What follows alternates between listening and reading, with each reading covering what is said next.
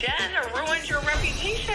This is my brand new career, Jen. You're not paying your rent, you're getting your hair and makeup done.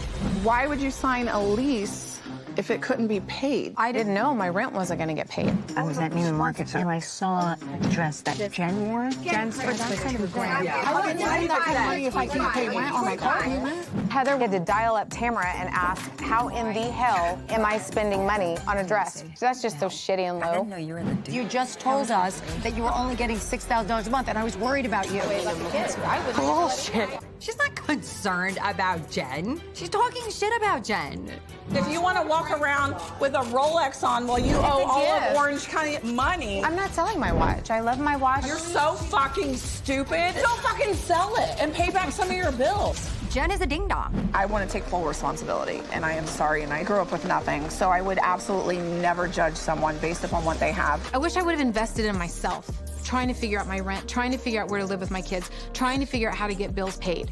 I feel like a failure sometimes, for sure. Emily, your anger was about what you didn't get in your life? I think it was a lot of things, like Jen saying, well, my ex is supposed to pay, you know, he's supposed to do it. You know, my mom used to always say that when I was growing up, and I remember thinking, well, what about you? You're a woman, you can make money. And from an attorney perspective, I disagree with, you know, signing a contract without really understanding where the money is going to come from. $12,000 a month is a lot of rent. He was living in that home. So why, in my mind, would I think our rent's not going to be paid in the home that we're both nesting in with our children? It never even crossed my mind.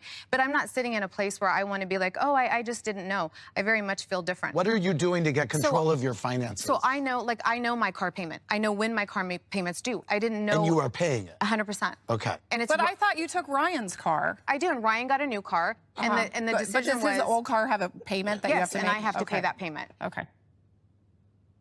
Gina and Jen, we saw recently on social media that the two of you went back to the scene of the crime at Lola's. We did. We're gonna do this. It's gonna be a redo. Here she goes. Hopefully they let us come in. And here we are. We're back. Look at that. They even brought us a little welcome back pastry. How has your relationship grown since that blow up at the beginning of the season?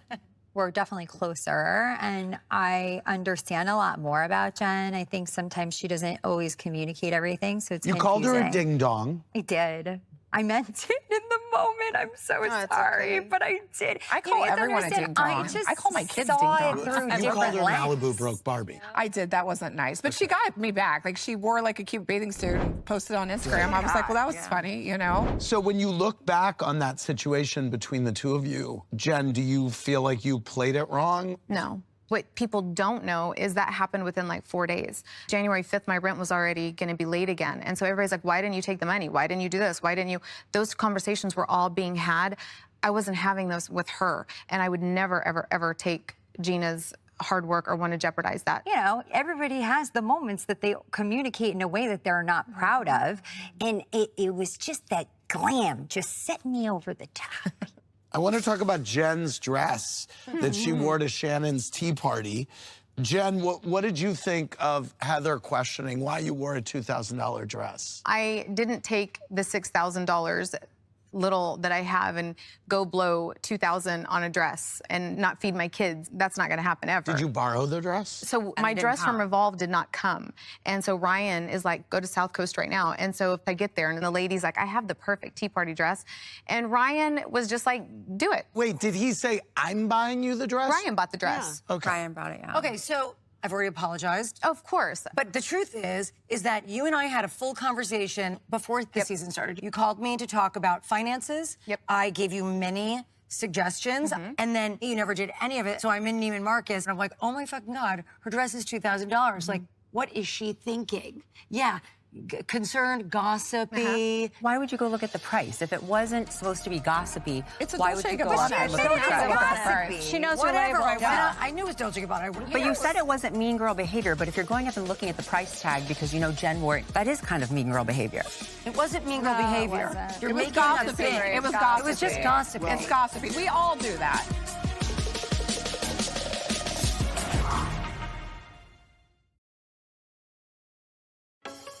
Why would you go look at the price? If it wasn't supposed to be gossipy, It's a why Dolce would you go Gabbana. out and look at the It's price? gossipy. She knows her Whatever. labels. I knew it was Dolce Gabbana. But you said it wasn't mean girl behavior, but if you're going up and looking at the price tag because you know Jen wore it and you know it is Dolce & Gabbana, that is kind of mean girl behavior. It wasn't mean girl No, it behavior. wasn't. You're It was making up gossipy. things. It was It was just gossipy. gossipy. Well- It's gossipy. We all do that.